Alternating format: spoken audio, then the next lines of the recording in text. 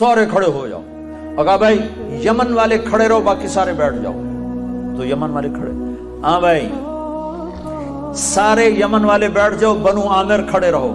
تو بنو عامر کھڑے ہو گئے. پھر سارے بنو عامر بیٹھ جاؤ، کرنی کھڑے رہو. تو ایک کرنی کھڑا رہا، ایک، باقی سارے بیٹھ گئے. تو حضرت عمر نے پوچھا بھائی تو کرنی ہے؟ کہا جی ہاں. کہا تو اویس کو جانتا؟ جی جانتا، میرا سگا بھتیجا ہے، میرے سگے بھائی کا بیٹا، پر وہ تو پاگل سا ہے، آپ اس کا کیوں پوچھ رہے ہیں؟ تو حضرت عمر رونے لگے، کہنے کہ پاگل وہ نہیں تو ہے. یہ بتا وہ حج میں آیا ہے؟ کہا جی آیا ہے. کدھر ہے؟ کہا جی وہ اس وقت اونٹ چرانے جاتا ہے عرفات کی طرف. تو آپ نے حضرت علی کو ساتھ لیا اور دوڑ لگائی. گئے تو اویس کرنی ایک درخت کے نیچے نماز پڑھ رہے اور اونٹ ان کے چاروں طرف چل رہے ہیں. تو یہ دونوں حضرات آ کے بیٹھ گئے. انہوں نے دیکھا کچھ لوگ آ گئے تو انہوں نے نماز مختصر کر دی. تو انہوں نے پوچھا، حضرت عمر نے پوچھا بھائی کون ہو؟ کہا جی مزدور ہوں. کہا تیرا نام کیا ہے؟ کہا جی اللہ کا بندہ عبداللہ. کہا بھائی وہ نام پوچھ رہا ہوں جو تیری ماں نے تیرا رکھا ہو. وہ کہنے لگا تو تو میرا انٹرویو کیوں لے رہا ہے؟ ان کو نہیں خبر کہ یہ عمر ہیں، یہ تو تابعین میں سے نا، دیکھا بھی نہیں، پہلی دفعہ حج پر آئے ہیں. تو حضرت علی بول پڑے کہ بھائی یہ امیر المومنین ہیں عمر بن خطاب اور میں ہوں علی بن ابی طالب. تو وہ پھر ایسے کام گئے، کہنے میں معافی چاہتا ہوں، میں نے آپ کو نہیں پہچانا، میں آپ کو بھی سلام پیش کرتا ہوں اور آپ کو بھی سلام پیش کرتا ہوں، میرا نام میری ماں نے اویس رکھا. تو عمر نے کہا کپڑا ہٹاؤ اپنی کمر سے. تو ان سے کمر سے کپڑا ہٹایا تو سفید نشان تھا. تو کہا ہاتھ اٹھا اور ہم دونوں کے لیے دعا کر. وہ رونے لگے کہ میں تو آپ قدموں کی خاک نہیں، میں آپ کے لیے کیسے دعا کروں؟ کرنی پڑے گی. ہمارے نبی نے ہمیں کہا تھا کہ تیری ماں کی خدمت نے تجھے وہاں تک پہنچا دیا ہے کہ تو یوں کرتا ہے تو اللہ لبیک کہتا.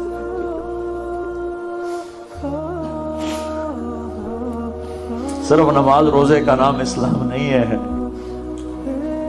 اور بھی دکھ ہیں زمانے میں محبت کے سوا، راحتیں اور بھی ہیں وصل کی راحت کے سوا. اخلاق کا بہت بڑا باب ہے جس کو امت نے بھلا کے رکھ دیا. انسانی حقوق تو پائمال ہو گئے، تباہ ہو گئے. تو حضرت عمر نے دعا کروائی، پھر انہوں نے ہاتھ اٹھائے اور دعا کی ان کے لیے. یہ ماں ہے، ماں ہے، ہر روپ میں عورت معزز اور محترم ہے. میں سن 2000 میں حضرت آمنہ کی قبر کی زیارت کے لیے گیا تھا. میں نے ڈھونڈا قبر کو مبارک کو. بہت سی چیزیں ایسی ہیں جسے آپ کتاب سے نہیں سمجھ سکتے جب تک موقع پہ نہ ہو. تو اس لیے میں سفر کرتا ہوں. بدر کے لیے میں نے کتنے سفر کیے وہ جگہ صرف دیکھنے کے لیے کہ اذ انتم بالعدوة الدنيا وهم بالعدوة القصوى والركب اسفل منكم لو تواعدتم لاختلفتم في الميعاد. اس کو میں تفسیر سے نہیں سمجھ سکتا، میں موقع پہ جانا چاہتا ہوں. اور پھر میں تو سمجھ نہیں سکتا، ہر شے بدل گئی ہے. میں نے ایک بدو ڈھونڈا، اللہ نے مجھے ملایا. میں نے کہا مجھے سمجھاؤ کہ یہ عدوة القصوى، عدوة الدنيا والركب اسفل. تو بہت سی چیزیں ایسی ہیں بے شمار. کتاب تو اتنا سا دیتی ہے، اتنا سا سفر کرنا پڑتا ہے. تو میں نے سیرت کی کتاب میں یہ دلدوز دل خراش واقعہ پڑھا کہ میرے نبی 6 سال کی عمر کے تھے جب ماں نے جان دے دی. 25 سال کی عین بھرپور جوانی میں ابوا کے پہاڑوں میں جان دے دی. اور قافلہ کیا آتا؟ 3 افراد، ایک میرا نبی، ایک ام ایمن، ایک والدہ ماجدہ. یہ 3 افراد ہیں اور چوتھا آدم مرد کوئی نہیں ہے. تو میں وہ جگہ دیکھنا چاہتا تھا. تو سن 2000 میں عمرے سے فارغ ہو کر ایک عرب دوست سے میں نے کہا مجھے کوئی جیپ دو جو پہاڑوں کے اندر جا سکے. تو اس نے مجھے ایک ٹرک جیسی جیپ دے دی. میں ابوا پہنچا تو وہاں لوگوں سے بات کی، پاکستانی ملے، ان سے کہا بھائی کوئی ہمیں لے چلو ادھر قبر پر. تو انہوں نے کہا جی ادھر جو جاتا ہے اس کو پولیس پکڑ لیتی، تو ہم معذرت خواہ ہیں، ہم نہیں جا سکتے. تو میں بڑا مایوس ہوا تو واپسی کر لی. تو ایک پیٹرول پمپ پہ پھر میں نے گاڑی کھڑی کروا دی، پھر کھڑے ہو گئے. پھر میں نے دعا مانگی، یا اللہ میں نے بڑا سفر کیا ہے، مجھے پہنچا دے وہاں تک.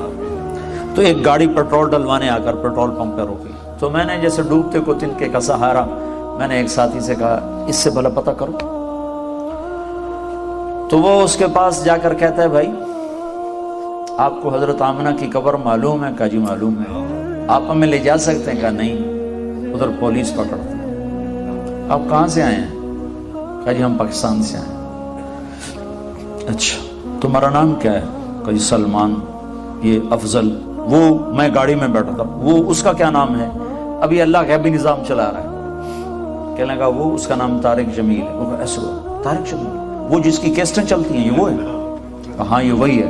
اچھا اس کی کیسٹ تو میں ابھی اپنی گاڑی میں سن رہا ہوں. میں تمہیں لے چلتا ہوں. انہیں گاڑی وہاں لاک کی اور ہمارے ساتھ بیٹھ گئے.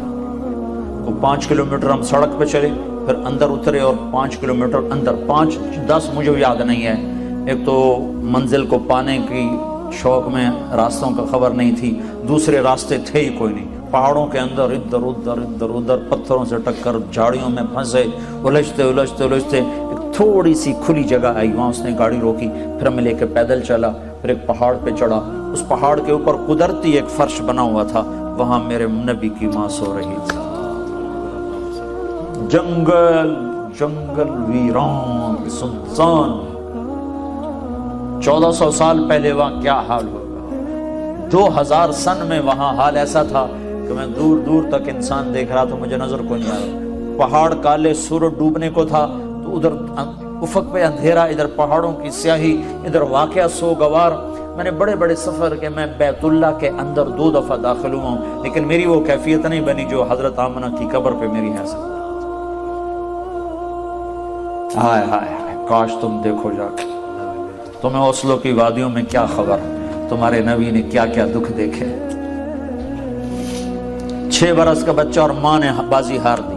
ہارٹ اٹیک ہوا، غالباً ہارٹ اٹیک ہوا، پتہ نہیں کیا ہوا، چونکہ اچانک موت تھی تو ہارٹ اٹیک ہی سمجھ میں آتا ہے کہ بولا نہیں جا رہا تھا. مجھے ہوا اٹیک مارچ میں، مجھے معلوم ہے کہ وہ کیا کیفیت تھی. وہی کیفیت کتابوں میں حضرت آمنہ کی لکھی ہوئی ہے، تو اس لیے میں اپنی طرف سے اس قیاس کر کے نتیجے پر پہنچا کہ غالباً ہارٹ اٹیک تھا کہ آپ سے بولا نہیں جا رہا. مجھ سے بھی بولا نہیں جا رہا تھا، بالکل درد کی شدت نے میری زبان بند کر دی تھی.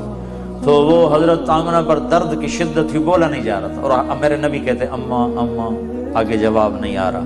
پھر آخر حضرت آمنہ نے آخری بار سارا زور جمع کر کے فرمایا بیٹا میری موت کا وقت آ چکا ہے. ہر زندہ نے مرنا ہے، ہر نئے نے پرانا ہونا ہے، لیکن ایک دن آئے گا تو عالم کو روشن کرے گا. اور آنکھیں بند ہو گئی. 25 برس کی عمر میں تو شادیاں ہوتی ہیں، یہاں 25 برس میں کہانی ختم ہو گئی. دی اینڈ ہو گیا. وہاں سے 10 میل دور ہے بستی.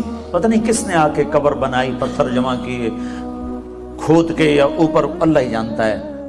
14 صدی پہلے میں کسی کتاب میں نہیں دیکھ سکا کہ کون لوگوں نے آ کر وہ قبر، کن لوگوں نے آ کر وہ قبر بنائی. لیکن جب قبر بننے کے بعد نیچے اترے ہیں تو حضرت ام ایمن نے دیکھا تو اللہ کے نبی غائب تھے، وہ نہیں تھے.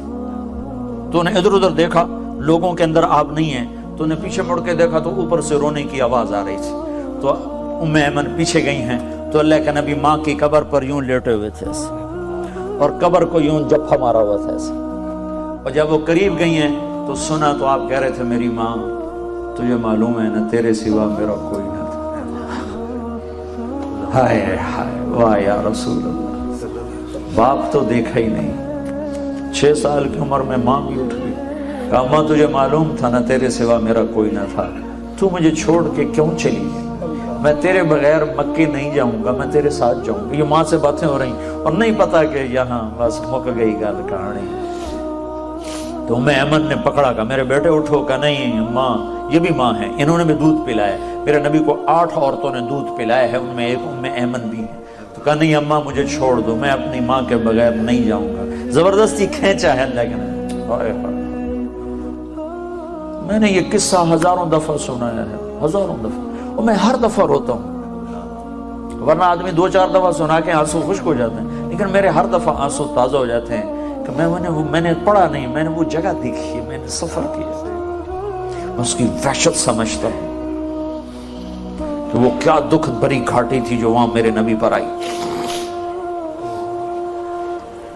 اور جب آپ نے حج کا سفر کیا، حج کا سفر کیا، کتنے سال گزر چکے؟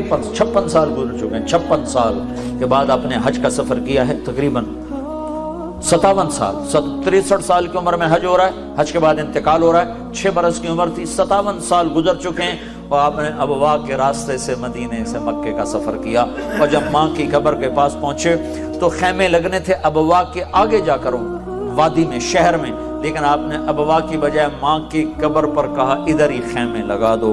60-70 ہزار کا مجمع تھا، اور سب کے خیمے لگا کر پھر آپ اپنی ماں کی قبر کے سرانے تشریف لائے، اور یوں بچوں کی طرح گھٹنے اٹھا کے ہاتھ یہاں رکھ کے اور سر گھٹنوں میں دے کے ایسے چھوٹے بچے کی طرح روئے، جیسے چھوٹا معصوم بچہ نہیں روتا، یوں گھٹنوں میں سر دے کے ہوں ہوں کر کے آپ کے رونے کی آواز دور تک آ رہی تھی۔ اپنی ماں کا غم 57 سال کے بعد بھی تازہ ہے۔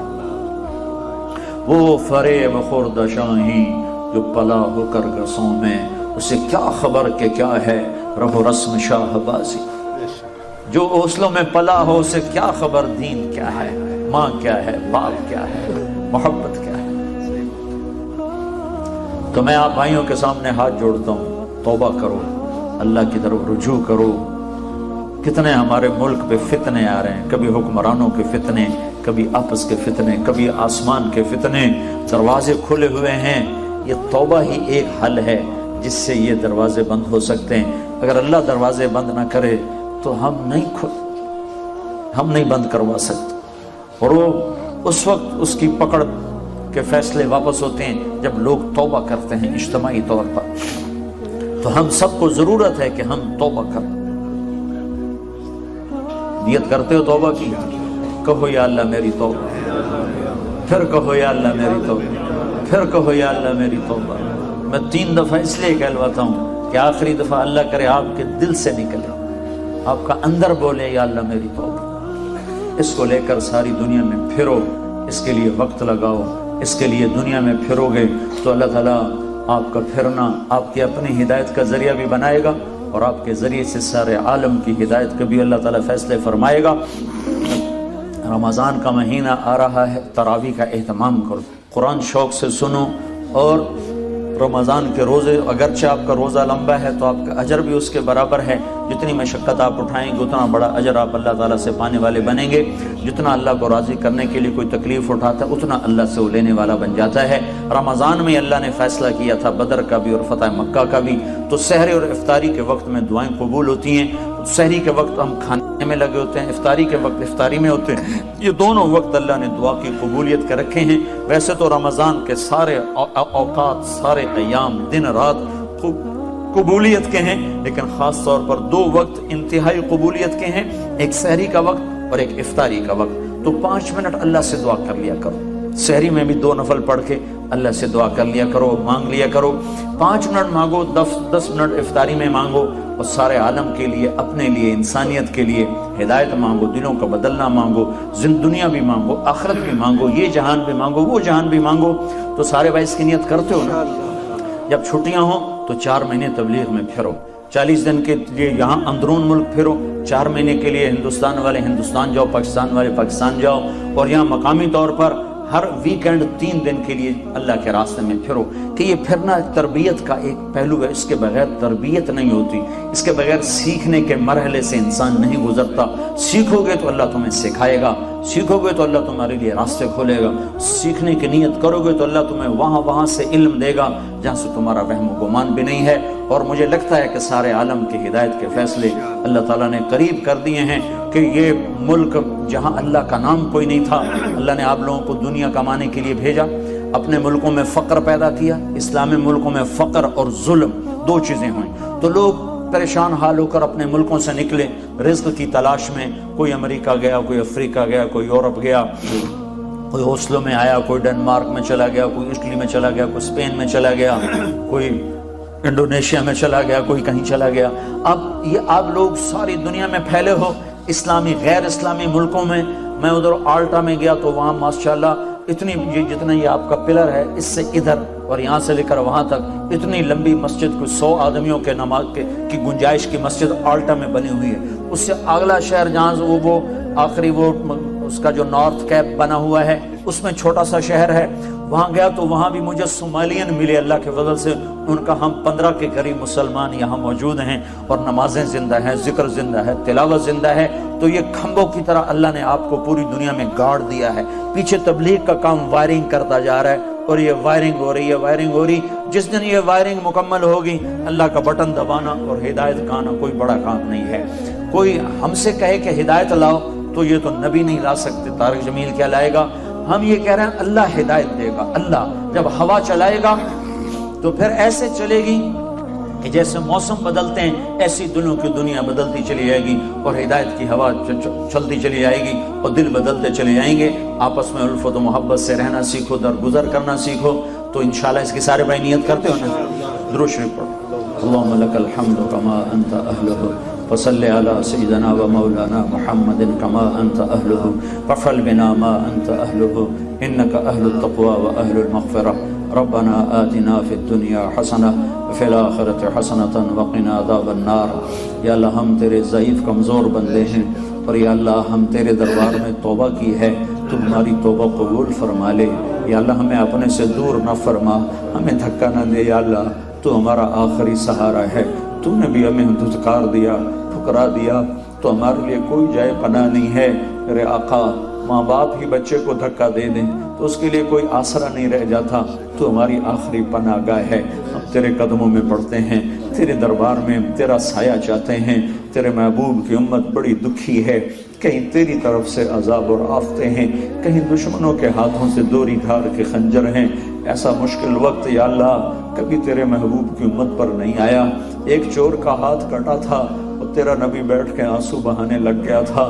میرے مولا، میرا مولا، ادھر تو گردنیں کٹ گئیں، اوپر سے تیری ناراضگی ہے، کہیں پانی پہ قابو ہو جاتے ہیں، کہیں زمین میں زلزلے آ جاتے ہیں، کہیں تیری ناراضگی کے منظر سامنے آتے ہیں۔ اے میرے آقا، ہمیں پتہ ہے تو ہم سے روٹھا ہوا ہے، تو نے ہمیں روکا ہم کوئی نہ رکے، تو نے ہمیں بلایا ہم کوئی نہ آئے، تو نے ہمیں سنایا ہم نے کوئی نہ سنا، تو ہمیں سمجھاتا رہا ہم نے کوئی نہ سمجھا۔ ہم تیری راہوں کو چھوڑ کر شیطان کی راہوں پہ چلے، اپنے نفس کے غلام بنے، ہم رسوا ہو گئے۔ اے کریم آقا، یہ تو پانیوں کے سیلاب ہے، تو ہم سب کو پتھر مار مار کے ہلاک کر دے، تو ہمیں بندر اور خنزیر بنا دے، تو ہمیں آگ میں جلا دے، تو بھی تجھے حق حاصل ہے کہ ہم نے تیری نہیں مانی، نفس و شیطان کے مان کر چلے۔ ہم نے تیرے نبی کی قربانیوں کو بھی ٹھکرا دیا، ان کی یا اللہ مہربانی کو بھی ٹھکرا دیا، ان کے آنسوؤں کو بھی بھلا دیا، ان کے طائف کے پڑے ہوئے پتھر بھولے، انہیں احد پہاڑ میں ٹوٹے ہوئے ان کے دانت بھولے۔ اے کریم مولا، تیری طرف سے یہ تنبیہ ہیں، تیری طرف سے یہ ٹھوکریں حق ہیں، حق ہیں، پر یا اللہ ہم بڑے کمزور ہیں، مہربانی کر دے۔ تجھے پتہ ہے نا تیرا نبی بہت روتا تھا اور کہتا تھا یا اللہ میری امت، یا اللہ میری امت۔ اسے یا اللہ اپنی امت کی دنیا کا بھی درد تھا اور آخرت کا بھی درد تھا۔ تیرے نبی کا فرمان پہنچا ہے یا اللہ کہ تیرا نبی نماز مختصر کر دیتا تھا بچے کا رونا سن کر۔ یا اللہ ہمارے تو بچے پانیوں میں بہہ گئے، یا اللہ کتنوں کے لال پانیوں میں بہہ گئے، کتنوں کی مائیں پانیوں میں بہہ گئی، کتنوں کا ساز و سامان بہہ گیا۔ لاکھوں تیرے محبوب کی امت کے لوگ گھر سے بے گھر ہو گئے، در سے بے در۔ ہمیں پتہ ہے تو ہم سے روٹھا ہوا ہے، تو ہم سے ناراض۔ پانی تیری مت ہے، ہوائیں تیری مت ہے، زمین تیری ہے، آسمان تیرا ہے۔ یہاں وہ ہوتا ہے جو تو چاہتا ہے، وہ نہیں ہوتا جو تو نہیں چاہتا۔ ہم گناہگار ہیں، قصوروار ہیں، معافی مانگتے ہیں، ہمیں معاف کر۔ نہیں معاف کرنا پھر بھی کر دے یا اللہ، تو ہمیں معاف کر دے یا اللہ، درگزر فرما دے یا اللہ، اپنے عذاب کے فیصلے واپس لے لے یا اللہ۔ آج تیرا نبی ہوتا تو کتنا روتا یا اللہ، آج تیرا نبی ہوتا تو کتنے آنسو بہاتا یا اللہ، اسے کتنا دکھ ہوتا یا اللہ۔ تجھے معلوم ہے اسے اپنی امت سے کتنا پیار تھا، کتنا عشق تھا، وہ اتنا رویا کہ تو نے کہا فلا تذهب نفسك عليهم حسرات۔ میرے نبی اتنا نہ رو کہ تیری اپنی جان چلی جائے یا اللہ۔ آج وہی امت مصیبتوں میں ہے، تباہیوں میں ہے، ہلاکتوں میں ہے۔ تیرا فرمان حق اور سچ ہے. ما اصابکم مصیبۃ فبما کسبت ایدیکم، یہ ہمارے اپنے گناہوں کی سزا ہے، پر ہم آج معافی مانگتے ہیں، ہمیں معاف کر دے. یہ رمضان کا مہینہ آ رہا ہے، اسے تو خیر کا مہینہ بنا دے، اسے تو فتوحات کا مہینہ بنا دے، اسلام کی عزت کا مہینہ بنا دے، اسلام کی بلندی کا مہینہ بنا دے، اسلام کی سرفرازی کا مہینہ بنا دے، دین کے پھیلنے کا مہینہ بنا دے. بدر والا معاملہ زندہ کر دے یا اللہ، فتح مکہ والا معاملہ زندہ کر دے. اے کریم آقا، سارے عالم میں تیرے محبوب کی امت مصیبتوں میں گرفتار ہے، پریشانیوں میں گرفتار ہے. اے کریم آقا تو مہربانی کر دے یا اللہ، ہدایت کی ہوا چلا دے. یا اللہ ہم اولاد کی طرف سے پریشان، اولادیں باغی، میاں بیوی میں ناچاکیاں، زندگی میں بے برکتیاں، کاروبار میں بے برکتیاں، اوپر سے تیری ناراضگیاں، اوپر سے دین سے دوری، اوپر سے غیروں کی کاٹ. اے کریم آقا ہم تو تباہ ہو گئے، برباد ہو گئے. تجھے اپنا حال سناتے ہیں، تجھے کھل کے سناتے ہیں. ہم مخلوق کے آگے ہاتھ کبھی نہیں پھیلایا، مخلوق کو کبھی اپنا حال نہیں سنا، تجھے سناتے ہیں. یا اللہ تو سن لینا، یا اللہ تو سن لینا، یا اللہ اور تو آجا میرے اللہ. تو کہہ دے میں آ رہا ہوں کہ تیرے آنے سے یہ دکھ درد دور ہوں گے. تیرا ارادہ ہوگا تو یہ فضل کے فیصلے ہوں گے. تو ارادہ نہ کرے تو ہمارے پاس کوئی طاقت نہیں. تجھ سے کون ٹکر دے سکتا ہے؟ تجھ سے کون لڑ سکتا ہے؟ ہم گناہگار ہیں، قصوروار ہیں، کمزور ہیں، مانتے ہیں یا اللہ تیرے ہر حکم کو توڑا، تیرے نبی کے ہر طریقے کو توڑا. لیکن یا اللہ آج ہم توبہ کرتے ہیں. یہ دیار غیر میں تو نے فضل فرمایا، ایسی مسجدیں بنائی، ایسے ادارے بنائے، اس میں ہمیں جمع ہونے کی توفیق بخشی. یا اللہ یہ تیری طرف سے نشانی تو ہے کہ تیری طرف سے ہدایت کا فیصلہ ہونے کو ہے. پر اے کریم مولا تو جلدی کر دے یہ فیصلہ، ہمیں اپنی آنکھوں سے دکھا دے. ان گناہگار آنکھوں نے تیرے دین کو مٹتے دیکھا ہے، ان آنکھوں سے اپنے دین کا زندہ ہونا دکھا دے. دین والوں کو دکھ میں دیکھا ہے، دین والوں کی خوشیاں دکھا دے. یا اللہ تو پورے عالم کے لیے ہدایت کا فیصلہ فرما دے. یہ سارے کالے اور گورے تیری مخلوق ہیں، تیرا کنبہ ہیں. یا اللہ یہ آج تک ایمان سے یا اللہ محروم ہیں، یہ دھرتی محروم ہے. یا اللہ تو ہوا چلا دے کہ ان کے دلوں کا رخ تیری طرف پھر جائے اور ان دھرتیوں میں بھی تکبیر کی صدائیں زندہ ہو جائیں، کلمہ گونجنے لگے.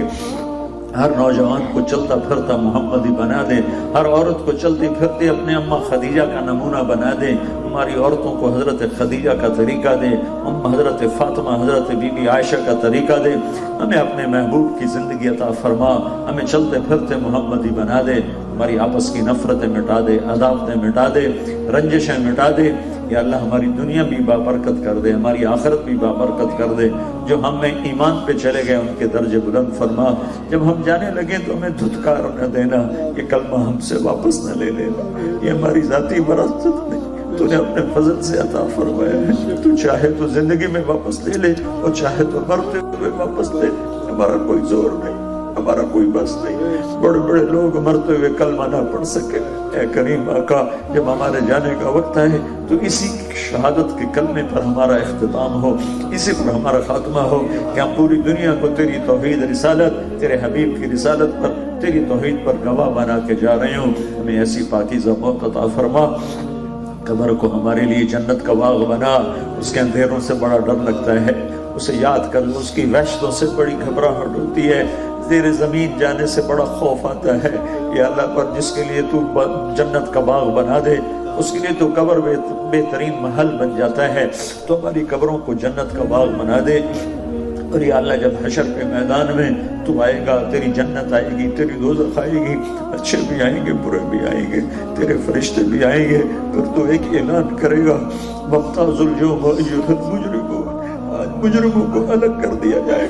تو یا اللہ ہمیں پکڑ نہ لینا، ہمیں مجرموں میں کھڑا نہ کر دینا، ہمیں ہتھکڑیاں بیڑیاں نہ لگا دینا، ہم سے درگزر کر دینا، درگزر کر دینا. یا اللہ درگزر کر دینا. اپنے محبوب کے آنسوؤں کے طفیل، اس کی دعاؤں کے طفیل، اس کی آہوں سسکیوں کے طفیل ہمیں اپنے نیک بندوں کے پیچھے جگہ دینا.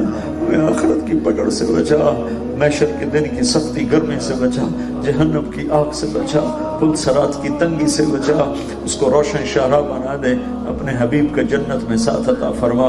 یہ جتنے بھائی بہن مستورات مرد عورت تشریف لائیں، ان سب کو جزائے خیر عطا فرما۔ جنہوں نے ہمارا اکرام کیا، اپنی مسجد کو کھولا، تو ان کو اس کی جزائے خیر عطا فرما۔ انہیں قدم قدم کامیابیاں نصرتیں عطا فرما، قدم قدم تائید غیبی شامل حال فرما، ضرورتوں کو غیب سے پورا فرما۔ اور یا اللہ یہ جتنے بھائی بہنوں نے ہاتھ اٹھائے ہوئے ہیں، ان کے دلوں میں پتہ نہیں کیا کیا صدائیں دعائیں ہیں، ان کو خیر بنا کر ان کے حق میں تو قبول فرما، اور تمام شرور کو ان سے دور فرما۔ یا اللہ ان سے راضی ہو جا، ان سے راضی ہو جا، ہم سب سے راضی ہو جا۔ وَنَسْأَلُكَ خَيْرَ الدُّنْيَا وَالْآخِرَةِ یا ارحم الراحمین۔ وصلی اللہ تعالی النبی الکریم، آمین برحمتک یا ارحم الراحمین۔ زندگی اور موت آپس میں دست و گریباں ہوں گے۔ جب بھی ان کی پنجہ آزمائی ہوگی، شکست موت کو کبھی نہیں آئے گی، شکست زندگی کا مقدر ہے۔ حضرت علی کا فرمان ہے، الموت لیس منہ الفوت، ان اقمتم لہ اخذکم، ان فررتم منہ ادرککم۔ آج تک ہے کوئی جو موت سے بچا ہو؟ جس نے مقابلہ کیا اس نے شکست کھائی، جو بھاگا وہ پکڑا گیا۔ بھائی میں تم مرتے مرتے بچا ہوں، اور پھر کیا ہوگا؟ پھر بچتے بچتے مر جائیں گے۔ ہمارا محاورہ ہے نا، میں اس کو الٹا کہتا ہوں۔ ہمارا محاورہ ہے، میں تو مرتے مرتے بچا، میں کہتا ہوں بچتے بچتے مر جائیں گے۔ میں تو موت کے منہ سے نکل کر آیا، موت نے منہ کھولا ہی نہیں تھا۔ جب وہ منہ کھول لیتی ہے تو اس سے کوئی نکل سکتا ہے؟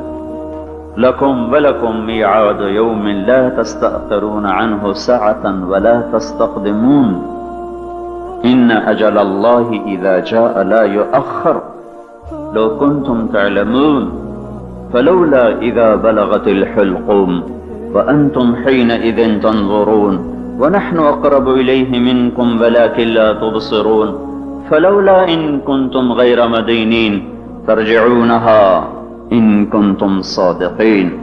تم جو دعوے کرتے تھے ہم جو چاہیں کر لیں، تو اب میں اس کو موت دے رہا ہوں، روکو بچاؤ۔ تم بھی ہو میں بھی ہوں، اب میں لے جا رہا ہوں، روکو۔ نہیں جانا ہے، کوئی نہیں بچ سکتا۔ یہی میرے اللہ کا اٹل فیصلہ ہے۔ صرف ایک ہستی ہے محمد صلی اللہ علیہ وسلم، پوچھا گیا، بچے وہ بھی نہیں، لیکن ان کے عزت اعزاز اکرام میں پوچھا گیا، آنا چاہتے ہیں، رہنا چاہتے ہیں؟ میرے آپ سے تو کوئی نہیں پوچھے گا۔ جبریل اندر آئے، ملک الموت باہر کھڑے ہو گئے، اور ایک اور آسمان سے مقرب فرشتہ اعزازاً ساتھ۔ جبریل نے کہا، یا رسول اللہ، ملک الموت دروازے پر ہے، اندر آنے کی اجازت چاہتا ہے۔ تو آپ کی اجازت سے وہ اندر آیا اور آ کر کہا، یا رسول اللہ، موت کا کام جب سے لگا ہے، پہلا ہی دن ہے، پہلا ہی موقع اور آخری ہے کہ مجھ سے کہا گیا پوچھ کے اندر جانا، پوچھ کے لانا، رہنا چاہیں تو چھوڑ کے آ جانا۔ تو اب آپ جو فیصلہ فرمائیں گے اس کے مطابق عمل ہوگا۔ آپ نے فرمایا، میں کہوں میری جان نکالو تو نکالو گے؟ کہاں جی، آپ کی بھی نکالوں گا۔ تو آپ نے جبریل کو آنکھوں سے دیکھا، کیا کہتے ہو، کیا رائے ہے؟ تو جبریل نے عرض کی، یا رسول اللہ، اللہ آپ کی ملاقات کا شوق رکھتے ہیں، فیصلہ آپ نے کرنا ہے۔ تو آپ نے فرمایا، اچھا پہلے جاؤ اللہ سے پوچھ کے آؤ، میرے بعد میری امت کے ساتھ کیا کرے گا میں پھر جواب دوں۔ ملک الموت وہیں کھڑا ہوا ہے، جبریل واپس گئے، پیغام آیا کہ ہم آپ کی امت کو آپ کے بعد تنہا نہیں چھوڑیں گے۔ تو اس پر آپ نے کہا، الآن قرۃ عینی، اب میری آنکھیں ٹھنڈی ہیں، کام بن گیا۔ اللہم الرفیق الاعلی، اب بے شک بلا لے۔ تو جبریل اس پر غمگین ہو گئے، کہ یا رسول اللہ، آپ نے جانے کا فیصلہ کر لیا تو میرا بھی آج آخری دن ہے، آج کے بعد میرا قدم بھی دھرتی پہ وحی کے ساتھ نہیں پڑے گا۔ کبھی نہ رونے والا ملک الموت.